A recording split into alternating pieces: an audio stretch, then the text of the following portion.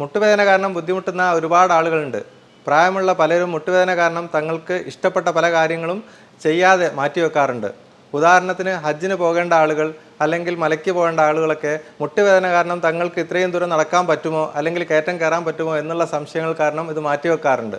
അപ്പോൾ ഇത്തരത്തിൽ യാത്രയ്ക്ക് പോകേണ്ട ആളുകളും അല്ലെങ്കിൽ പല കാര്യങ്ങളും ചെയ്യേണ്ട ആളുകൾക്കും മുട്ടുവേദന പെട്ടെന്ന് തന്നെ മാറ്റാൻ പറ്റുന്ന രീതിയിലുള്ള ഒരു ചികിത്സാ രീതിയെക്കുറിച്ചാണ് ഞാനിന്ന് സംസാരിക്കുന്നത്. ഞാൻ doctor Nishad, consultant pain physician, cortex spine and pain care, Kozhikode.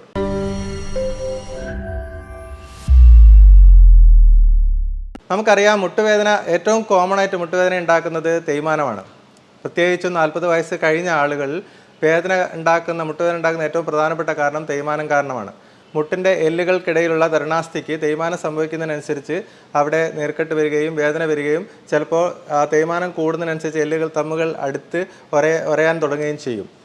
അപ്പോൾ ഇത്തരത്തിലുള്ള ആളുകൾക്ക് തുടക്കത്തിൽ നമുക്കറിയാം, ചെറിയ രീതിയിൽ കയറ്റം കയറുമ്പോഴോ അല്ലെങ്കിൽ സ്റ്റെപ്പ് ഇറങ്ങുന്ന സമയത്തൊക്കെ ചെറിയ രീതിയിലുള്ള വേദന അനുഭവപ്പെടും, അല്ലെങ്കിൽ മടക്കി ഇരിക്കുന്ന സമയത്ത് ചെറിയ അസ്വസ്ഥതകൾ അനുഭവപ്പെടും. പക്ഷെ നമ്മൾ പ്രത്യേകിച്ച് ചികിത്സയൊന്നും ചെയ്യാതെ അങ്ങനെ നീണ്ടു പോകുമ്പോൾ പിന്നീട് അത് കൂടിക്കൂടി വരികയും ചിലപ്പോൾ മുട്ടിൽ നീർക്കെട്ടും വേദനയും വരാം. അല്ലെങ്കിൽ എല്ലാ കാര്യങ്ങളും നിത്യ ജീവിതത്തിലെ പല കാര്യങ്ങളും ചെയ്യാൻ പറ്റാത്ത അവസ്ഥയിലേക്ക് കാല് മടക്കി ഇരിക്കാനും ഈവൻ ബാത്റൂമിൽ ഇരിക്കാനും പോലും പറ്റാത്തൊരവസ്ഥയിലേക്ക് വരും. അപ്പോൾ നമ്മൾ പലപ്പോഴും ഈ മുട്ടുവേദന, ഈ തേയ്മാനം കാരണമുള്ള മുട്ടുവേദനയ്ക്ക് നമ്മൾ ചികിത്സ നേരത്തെ തന്നെ തുടങ്ങേണ്ടതാണ്. പ്രത്യേകിച്ചും വേദന തുടങ്ങുന്ന അവസരത്തിലാണെങ്കിൽ പൂർണ്ണമായിട്ട് നമുക്കത് മാറ്റിയെടുക്കാൻ പറ്റും. ചിലപ്പോൾ വ്യായാമത്തിലൂടെ തന്നെ മാറ്റിയെടുക്കാൻ പറ്റുന്നൊരവസ്ഥ ഉണ്ടാവും.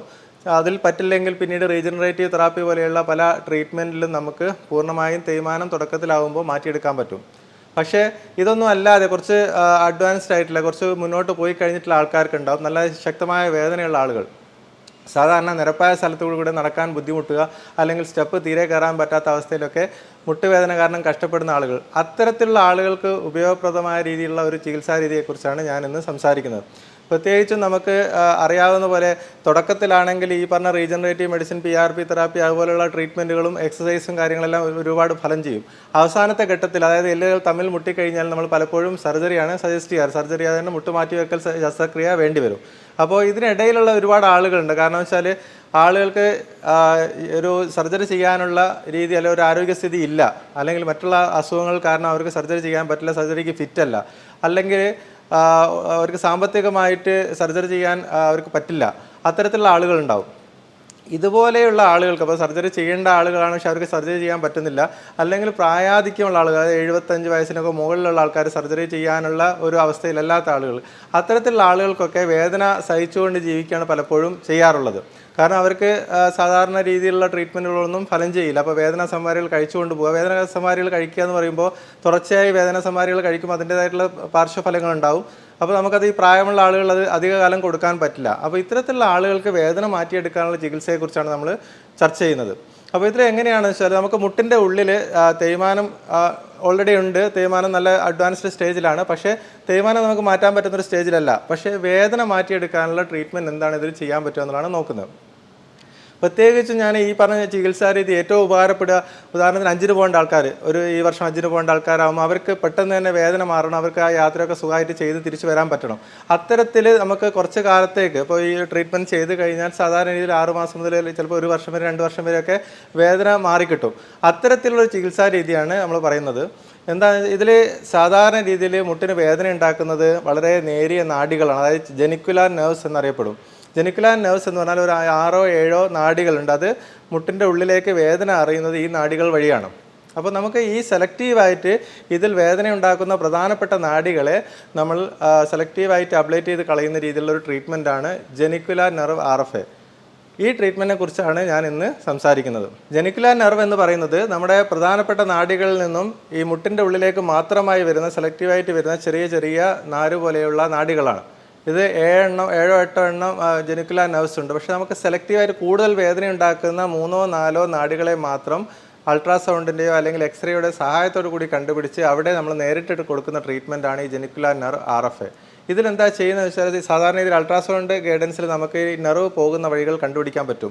ആ നെർവ് ലൊക്കേറ്റ് ചെയ്ത് കഴിഞ്ഞാൽ നേരിട്ട് അവിടെ തന്നെ ചെറിയ നീഡിൽ, അതായത് സർജറി ഒന്നും ഇല്ലാതെ തന്നെ ചെറിയ നീഡിൽ പ്ലേസ് ചെയ്യുകയും അതിൻ്റെ ഉള്ളിൽ കൂടെ നമ്മളൊരു ലേസർ ട്രീറ്റ്മെൻറ്റ് പോലെ ചെറിയൊരു മെഷീൻ ഉപയോഗിച്ച് ചെയ്യുന്നൊരു ട്രീറ്റ്മെൻറ്റാണ് ഈ ജെനിക്കുലാർ നെർവ് RFA. സാധാരണ രീതിയിൽ ഇത് ഫലവത്താകുമോ ഇല്ലേ, അല്ലെങ്കിൽ ഇത് ചെയ്തു കഴിഞ്ഞാൽ വേദന മാറുമോ ഇല്ലേ എന്നറിയാൻ വേണ്ടി നമ്മൾ ആദ്യം ഒരു ഡയഗ്നോസ്റ്റിക് ബ്ലോക്ക് കൊടുക്കണം. ഡയഗ്നോസ്റ്റിക് ബ്ലോക്ക് എന്ന് പറഞ്ഞാൽ നമ്മൾ തരിപ്പിക്കുന്ന മരുന്ന് ഈ നാഡിയുടെ ഭാഗത്ത് ഇഞ്ചക്ഷനായിട്ട് കൊടുക്കും. അപ്പോൾ ഈ ഇഞ്ചക്ഷൻ കഴിഞ്ഞ് കഴിഞ്ഞാൽ നല്ലപോലെ വേദന 70-80% വേദന കുറവുള്ള ആളുകൾക്ക് നമുക്ക് ജെനിക്കുലാർ നെർവ് RFA ചെയ്ത് കഴിഞ്ഞാൽ അവർക്ക് ലോങ് ടേം ആയിട്ട്, അതായത് 6 മാസം മുതൽ ചിലപ്പോൾ 2 വർഷം വരെയൊക്കെ വേദന മാറി കിട്ടുന്ന ഒരു അവസ്ഥ ഉണ്ടാവും. അപ്പോൾ ഇതുകൊണ്ടുള്ള മെച്ചം എന്താണെന്ന് വെച്ചാൽ നമുക്ക് ഇമീഡിയറ്റ് ആയിട്ട് വേദന മാറുന്ന ഒരു ട്രീറ്റ്മെൻറ്റാണ്. മറ്റുള്ള ഒരു റീജനറേറ്റീവ് തെറാപ്പി എന്നുപോലുള്ള ട്രീറ്റ്മെൻറ്റ്, അതായത് നമ്മൾ തേയ്മാനം മാറുന്ന രീതിയിൽ അല്ലെങ്കിൽ മജ്ജ പുനരുജ്ജീവിപ്പിക്കുന്ന രീതിയിലുള്ള ട്രീറ്റ്മെൻറ്റൊക്കെ ചെയ്യുമ്പോൾ അതിന് കാലതാമസം എടുക്കും. ഒരു ദിവസം കൊണ്ടോ അല്ലെങ്കിൽ ഒരാഴ്ച കൊണ്ടോ ഒന്നും അതിൻ്റെ വേദന മാറില്ല. മിനിമം നമുക്ക് 2-3 മാസം കഴിയുമ്പോഴാണ് സാധാരണ രീതിയിൽ ഒരു PRP ട്രീറ്റ്മെൻറ്റ് അല്ലെങ്കിൽ റീജനറേറ്റീവ് ട്രീറ്റ്മെൻറ്റ് ഒക്കെ ചെയ്യുമ്പോൾ നമുക്ക് മുട്ടുവേദന മാറാം. പക്ഷേ അതിനെക്കൊണ്ടുള്ള മെച്ചം എന്താണെന്ന് വെച്ചാൽ അത് തേയ്മാനത്തിന് മാറ്റം ഉണ്ടാവും. ഇവിടെ നമുക്ക് ജെനിക്കുലാർ നെർവ് RFA ചെയ്യുമ്പോഴുള്ള മെച്ചം ഇമീഡിയറ്റ് ആയിട്ട് ഒരാഴ്ചയ്ക്കുള്ളിൽ 3-4 ദിവസത്തിനുള്ളിൽ തന്നെ നമുക്ക് പൂർണ്ണമായിട്ട് വേദന മാറിക്കിട്ടും.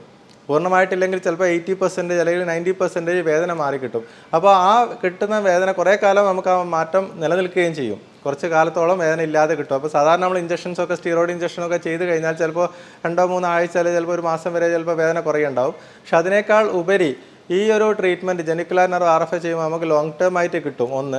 രണ്ടാമത്തത്, നമ്മൾ ഇതിൽ മുട്ടിൻ്റെ ഉള്ളിലേക്ക് ഒരു മെഡിസിനും ഇഞ്ചെക്ട് ചെയ്യുന്നില്ല. അപ്പോൾ പിന്നീട് ഇപ്പോൾ സർജറി ചെയ്യേണ്ട ആളുകളാണ്, പിന്നീട് അവർക്ക് സർജറി ചെയ്യേണ്ടി വരികയാണെങ്കിൽ പോലും ഈ ഒരു ട്രീറ്റ്മെൻറ്റ് ചെയ്തത് കൊണ്ട് അവർക്ക് പിന്നീട് അത് ബാധിക്കുന്നില്ല. ആ മുട്ടിൻ്റെ ഉള്ളിൽ ഒന്നും ചെയ്യാത്തത് കൊണ്ട് തന്നെ പിന്നീട് സർജറി ചെയ്യുന്നതിന് മറ്റുള്ള പ്രശ്നങ്ങളൊന്നും ഉണ്ടാവില്ല. അതാണ് മറ്റൊരു അഡ്വാൻറ്റേജ്. അപ്പോൾ ആർക്കൊക്കെയാണ് ഈ ജെനിക്കുലാർ നെർവ് RFA ചെയ്യാൻ പറ്റുന്നത്? നമുക്ക് മുട്ടുവേദനയായിട്ട് എന്ത് കാരണങ്ങൾ കൊണ്ടായിക്കോട്ടെ, അത് തേയ്മാനം കൊണ്ടാണെങ്കിലോ അല്ലെങ്കിൽ മറ്റുള്ള അസുഖങ്ങളുടെ ഭാഗമായിട്ടോ മുട്ടുവേദനയുള്ള ആർക്കും നമുക്ക് ജെനിക്കുലാർ നെർവ് RFA ചെയ്യാൻ പറ്റും. അപ്പോൾ അത് ഫലപ്രദമാകുമോ അല്ലേ എന്നറിയാൻ ഞാൻ നേരത്തെ പറഞ്ഞ പോലെ ഡയഗ്നോസ്റ്റിക് ബ്ലോക്ക് കൊടുത്തിട്ട് പെയിന് മാറിയ ആൾക്കാർക്ക് മാത്രമേ ചെയ്യാൻ പറ്റുള്ളൂ.